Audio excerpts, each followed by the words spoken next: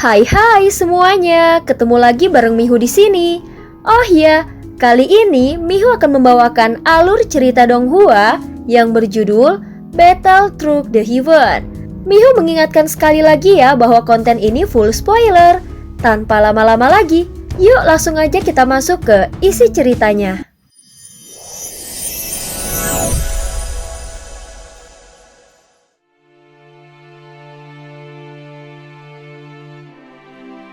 Melanjutkan dari kisah sebelumnya.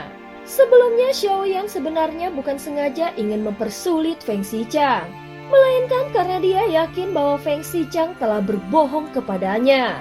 Jika dugaan Xiaoyan benar, maka untuk pergi ke tempat keberadaan makhluk ruang waktu berikutnya, jumlah kristal ruang waktu yang dibutuhkan mungkin jauh lebih besar dari yang diperkirakan sebelumnya.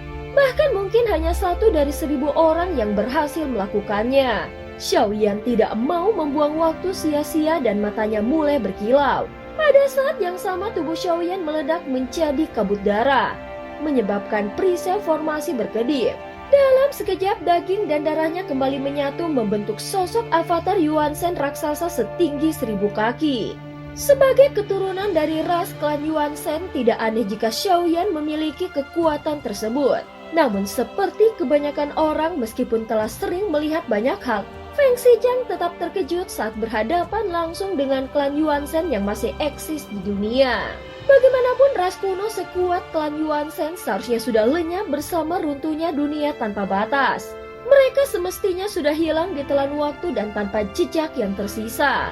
Tetapi saat ini Feng Xichang merasakan ancaman hidup dan mati yang belum pernah dia alami sebelumnya. Tanpa sedikit pun keraguan, dia menepuk dadanya dengan keras seolah menghancurkan segel yang telah lama tersembunyi. Dalam sekejap auranya melonjak drastis. Dia berpikir setelah memasuki keabadian para dewa, maka dengan kekuatan tingkat ketiga sudah cukup untuk menjamin keselamatannya. Namun tidak disangka dia justru bertemu dengan lawan yang begitu luar biasa kuat. Biarkan aku pergi. Kita tidak akan saling mengganggu lagi, tetapi kalau kau tetap memaksa, maka aku akan benar-benar bertarung mati-matian. Ekspresi Feng Xichang langsung berubah serius. Tekanan dari kekuatannya meningkat tajam dan menekan Xiaoyan tanpa ampun. Jelas Feng Xichang telah menyembunyikan kekuatannya. Meskipun sebelumnya dia belum menembus tingkat keempat, namun saat ini 8 cahaya berputar mengelilingi tubuhnya. Tanda dari penguasaan 8 kekuatan asal. Ancaman itu sama sekali tidak membuat Xiaoyan gentar. Meskipun tubuh aslinya baru menyatu dengan 1 kekuatan asal, namun kekuatannya telah menyatu dengan avatar Yuan Shen, sehingga menciptakan kekuatan tempur yang luar biasa. Meskipun avatar Yuan Shen-nya belum mencapai tingkat dewa kuno, namun dalam waktu singkat ini kekuatannya telah berkembang pesat dan jauh melampaui sebelumnya. Saat ini tubuh avatar Yuan Shen-nya berubah lagi menjadi setinggi puluhan ribu kaki. Kulitnya menjadi kasar namun memancarkan cahaya keemasan dari dalamnya. Saat dia mengangkat tangannya, jarinya seperti gunung yang terangkat dan memancarkan kekuatan mengerikan yang langsung menekan Feng Xichang. Saat ini Feng Xichang pun segera membentuk segel tangan dan di hadapannya muncul sebuah formasi dewa asal. Dia menekannya dengan telapak tangannya dan formasi itu langsung melebar hingga ratusan kaki. Formasi itu berputar dengan cepat dan dari pusatnya muncul retakan yang memuntahkan bayangan hitam yang tak terhitung jumlahnya, seolah menyambut serangan dari tangan Xiaoyan. Bayangan-bayangan itu meledak satu persatu namun tangan Xiaoyan pun ikut terhenti sejenak. Pada saat yang sama dari balik bayangan avatar Yuan Shen raksasa, muncul sosok Xiaoyan yang menyala seperti api tak terkendali. Xiaoyan dengan api 3 warna yang menyala di kepalan tangannya melesat ke arah Feng Xichang. Seketika ekspresi wajah Feng Xichang berubah pucat. Dia segera meraih 8 berkas cahaya di sekelilingnya dan menekannya di udara. Meskipun kau memiliki tubuh fisik yang kuat, aku menguasai 8 kekuatan asal. Tubuhmu akan hancur di hadapanku. Dia berseru keras dan 2 wanita di sisinya pun segera mundur. Bagaimanapun pertarungan ini sudah jauh di luar kemampuan mereka. 8 kekuatan asal milik Feng Xichang mulai menyatu membentuk hukum dengan kekuatan yang luar biasa kuat. Dia berpikir bahwa Xiaoyan tidak memiliki kekuatan asal. Tetapi yang dia tidak sadari adalah api yang menyala di kepalan tangan Xiaoyan merupakan salah satu kekuatan asal paling mendominasi di seluruh dunia ini. Selain itu, tubuh fisik yang luar biasa kuat dari avatar Yuan Shen juga merupakan kekuatan asal milik Xiaoyan.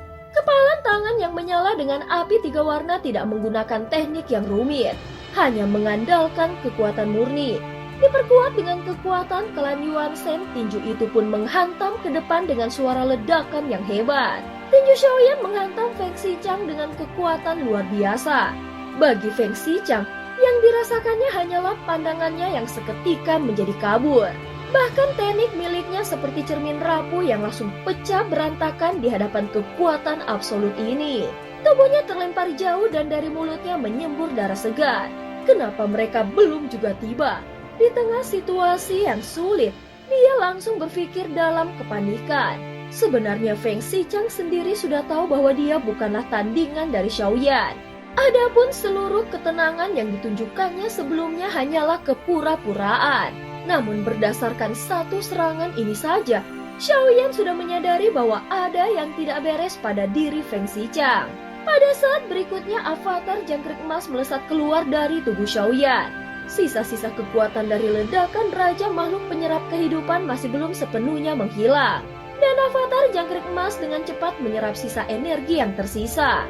Dalam situasi yang belum pasti ini, Xiaoyan harus segera meningkatkan kekuatannya bagaimanapun dia belum mau mengandalkan kekuatan Ye Beijing.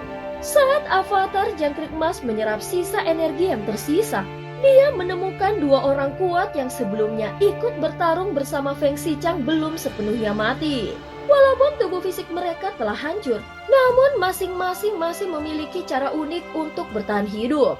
Salah satunya menggunakan tubuh boneka sebagai wadah, sementara yang lainnya menyegel jiwanya ke dalam sebuah kompas spiritual. Mereka berdua segera melesat keluar dari formasi dan berniat menyelamatkan jiwa mereka. Karena selama jiwa mereka utuh, mereka masih memiliki cara untuk membangun kembali tubuh fisik mereka. Namun setelah selamat, tak satu pun dari mereka yang berniat langsung membalas dendam. Sepertinya ada seseorang yang sedang mencariku di tempat ini. Xiaoyan berpikir sejenak dan yang membuatnya semakin curiga, Feng Xiqiang seolah langsung mengenali dirinya begitu pertama kali bertemu. Berdasarkan hal ini, kemungkinan besar mereka memang telah menantikan kehadirannya di tempat ini. Bahkan sampai rela membunuh Raja Makhluk Penyerap Kehidupan demi mencegahnya pergi. Tentu saja tujuan mereka jelas untuk menjebaknya di sini. Dari awal sampai akhir, semua rencana sebenarnya ditunjukkan kepadaku. Kalau begitu aku akan mulai dengan membunuhmu terlebih dahulu. Xiaoyan segera mengambil keputusan. Meskipun dia belum tahu siapa yang sebenarnya sedang ditunggu oleh Feng Xiqiang, tetapi satu hal yang jelas dan tidak ada ruang untuk ragu. Tatapan Xiaoyan menjadi dingin, dan guntur ekstrim berkumpul di bawah kakinya. Dalam sekejap tubuhnya menghilang dan muncul di belakang Feng Xiqiang. Di tangannya guntur Haotian mulai bergemuruh, dan dengan kekuatan destruktifnya, Xiaoyan menekan guntur itu ke punggung Feng Xiqiang tanpa ampun. Feng Xiqiang memang memiliki pelindung jiwa yang kuat, tetapi guntur Haotian milik Xiaoyan adalah kekuatan yang dapat menembus segalanya. Walaupun guntur itu tidak mampu langsung menembus tubuhnya, namun guntur Haotian berhasil menyusup ke dalam tubuhnya dan mengamuk dari dalam. Meskipun Feng Xiqiang berada di tingkat ketiga dengan 8 kekuatan asal, namun kekuatannya tetap saja tidak sebanding dengan Xiaoyan. Bahkan jarak kekuatan mereka seperti langit dan bumi. Bagaimanapun, kekuatan asal tingkat ketiga pun masih memiliki perbedaan kekuatan yang besar. Lapisan ini terbagi menjadi 9 asal, di mana setiap kekuatan asal memiliki satu hukum dunia. Meskipun Feng Xiqiang memiliki kekuatan 8 asal, namun semua jenisnya lemah dan tingkat rendah. Sedangkan api Xiaoyan, tubuh fisiknya dan guntur miliknya merupakan kekuatan asal kelas tertinggi.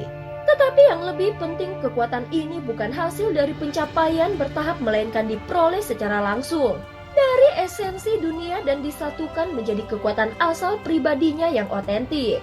Feng Xiqiang yang tubuhnya telah berantakan berusaha sekuat tenaga untuk tetap berdiri. Namun dari matanya mulai terpancar rasa takut yang tidak bisa disembunyikan. Dalam situasi yang putus asa, dia melambaikan tangannya dan melemparkan 5.000 kristal ruang waktu ke udara. Di tengah luka parahnya, dia bersujud di udara, air mata mengalir dari matanya saat dia berlutut dan memohon. Yang mulia Dewa Agung, kami sadar akan kesalahan kami. Jalan kultivasi ini sudah cukup sulit. Mohon kasihanilah hamba ini. Tolong selamatkan hidupku, ucap Feng Xiqiang dengan suara yang dalam. Saat berikutnya Xiaoyan melangkah maju. Telapak tangannya tiba-tiba terentang ke depan. Dan di atas tubuh Feng Xiqiang, sebuah telapak tangan raksasa muncul dari pusaran ilusi. Tekanan ini segera menyelimuti tubuh Feng Xiqiang. Pada saat yang sama api bayan berputar dari mata Xiaoyan. Pancaran cahaya putih yang menyilaukan itu menyapu ke segalanya. Sehingga pandangan Feng Xiqiang terganggu dan dia tertegun. Saat berikutnya, Xiaoyan menggenggam matahari dan bulan dalam genggamannya, membuat hati siapapun yang melihatnya akan bergetar. Ini adalah teknik tempur yang khusus, yang hanya bisa digunakan oleh klan Yuan Shen. Dan teknik ini akan berubah sesuai dengan ukuran tubuh Xiaoyan. Meskipun tubuh aslinya saat ini hanya setinggi beberapa ribu kaki, namun kekuatannya tidak bisa diremehkan sedikitpun. Dalam sekejap mata, tubuh Feng Xiqiang seperti ditindih oleh gunung yang tinggi menjulang. Seakan-akan guntur besar itu sedang menari dan menghantamnya dari segala arah, sehingga menyebabkan teknik miliknya hancur berkeping-keping. Namun justru karena tekanan ini dia mendadak tersadar dari pengaruh api bayan dan memuntahkan darah segar. Kita tidak punya dendam dan kita tidak punya permusuhan. Mengapa kau harus memaksa kami sejauh ini? Suara Feng Xiqiang bergetar saat dia berbicara. Namun tubuh Xiaoyan sudah seperti kilatan petir dan muncul tepat di hadapannya. Satu jari Xiaoyan langsung mengarah lurus ke dada Feng Xiqiang yang penuh dengan darah. Jika kau masih belum berkata jujur, kau tidak akan punya kesempatan lagi. Suara dingin dan tanpa emosi Xiaoyan bergema di telinga Feng Xiqiang. Saat jari itu menyentuh dadanya, Feng Xiqiang merasakan krisis kematian yang belum pernah dia alami sebelumnya. Memang benar bahwa Feng Xiqiang telah menyembunyikan kekuatannya. Namun kekuatan yang disembunyikan itu tidak ada artinya di hadapan Xiaoyan. Meskipun dia telah mencapai tingkat ketiga dari keabadian para dewa dan telah membangkitkan 8 kekuatan asal. Namun jika bukan karena sumber kekuatan itu sangat luar biasa, maka dia bahkan tidak layak untuk bertarung dengan Xiaoyan. Namun saat ini Feng Xiqiang masih ragu untuk berbicara. Tepat ketika kekuatan hisapan kuat merambat dari jari Xiaoyan dan mulai menyedot kekuatan hidup Feng Xiqiang seperti air yang mengalir. Tiba-tiba, tunggu, jangan terburu-buru. Lihatlah ini. Akhirnya Feng Xiqiang tidak berani menyembunyikan apapun lagi. Dengan cepat dia mengeluarkan batu giok dari tangannya. Di permukaan batu giok itu terpahat jelas 3 huruf besar Istana Tianren. Begitu melihatnya, Xiaoyan menyadari bahwa seseorang telah menyebarkan surat perintah pengejaran dan pembunuhan. Bentuk simbol itu persis sama dengan apa yang ada di dalam pedang giok. Feng Xiqiang menghela nafas getir memaksakan senyuman pahit. Begitu dia mengeluarkan batu giok, berarti dia tahu dirinya sudah tidak punya jalan kembali. Mungkin hanya dengan cara ini dia masih bisa bertukar dengan satu nafas kehidupannya. Surat perburuan dari Istana Tianren, Xiaoyan sebenarnya sudah menebak. Namun dia tidak pernah menyangka bahwa dugaannya memang benar. Sambil menatap Feng Xiqiang, Xiaoyan perlahan menarik kembali jarinya dan tidak memilih untuk membunuhnya saat ini juga. Bagaimanapun untuk membunuh seseorang tidak sesederhana itu. Apalagi semuanya merupakan bagian dari rencana yang lebih besar. Meskipun Feng Xiqiang terlihat terluka parah, Xiaoyan bisa merasakan bahwa dia masih menyimpan kekuatannya. Bisa saja dia mengungkapkan kebenaran kepada Xiaoyan. Mungkin bukan karena takut mati tetapi karena tidak ingin menjadikan Xiaoyan sebagai musuh. Tentu saja Feng Xiqiang yang memiliki kecerdasan tidak akan mengambil keputusan yang akan merugikannya. Xiaoyan pun mengangkat tangannya dan dalam sekejap menyimpan seluruh energi 5.000 kristal ruang waktu yang berada di sekitar mereka. Bersama Ye Beijing dan Xiao Yueli, mereka bertiga langsung melesat cepat, meninggalkan bintang tempat kejadian itu. Ayah, apa yang sebenarnya terjadi? Yueli bertanya dengan penasaran. Tanpa menutupi apapun, Xiaoyan segera menjelaskan tentang surat perburuan dari istana Tianren. Mendengar itu, alis halus Yueli pun mengeringit dengan tajam. Yang membuat mereka terkejut bukan karena kekuatan istana Tianren, melainkan karena mereka mengetahui tujuan Xiaoyan ke tempat rahasia ini. Siapa yang membocorkan informasi ini? Apakah ada pengkhianat di alam dewa kuno? Xiaoyan bergumam di dalam hatinya dan mencoba menganalisa situasinya. Dalam hal ini bisa saja istana Tianren menggunakan metode lain untuk mengetahui tujuannya. Namun yang paling mencurigakan tetaplah istana Tianren. Kini kekuatan Xiaoyan telah mencapai tingkat ketiga dari keabadian para dewa. Sebelum dia meninggalkan Sensi menuju dunia kuno dewa abadi dan iblis, Xiaoyan tahu bahwa di antara para raja roh yang terkuat sekalipun hanya sebatas tingkat pertama keabadian para dewa. Bahkan jika mereka memiliki jantung yang tidak bisa dihancurkan, mereka tetap tidak layak menjadi lawannya. Dulu Xiaoyan hanyalah seorang pengembara yang jatuh ke dalam jurang kehancuran. Tetapi kini dia telah berdiri jauh di atas mereka, hingga hanya bisa mereka pandang dengan mendongak. Di kekosongan Laut Barat, banyak kejadian aneh yang bermunculan. Alam semesta seolah sedang bertransformasi demi melahirkan lebih banyak ahli kuat. Namun mungkinkah semua kekuatan Raja Roh ini meningkat begitu cepat dalam waktu singkat? Dalam kepergiannya dari bintang itu, Xiaoyan terus merenung. Apa sebenarnya yang sedang direncanakan oleh istana Tianren ini? Setiap kali Xiaoyan kembali ke kekosongan Laut Barat, istana Tianren selalu datang mencari masalah. Seperti perban kotor yang terus melekat namun selalu berhasil diatasinya. Saat ini Xiaoyan mulai curiga apakah istana Tianren dikendalikan oleh sang pemusnah. Kalau memang begitu, siapa sebenarnya sosok sang pemusnah itu?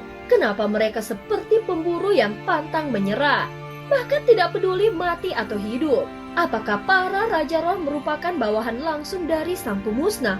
Pertanyaan-pertanyaan itu terus memenuhi benak Xiaoyan. Namun saat ini masih terlalu sulit untuk mencari tahu jawabannya. Jika dia bertindak gegabah dalam pertemuan para sang pemusnah, itu hanya akan membangunkan ular di semak belukar.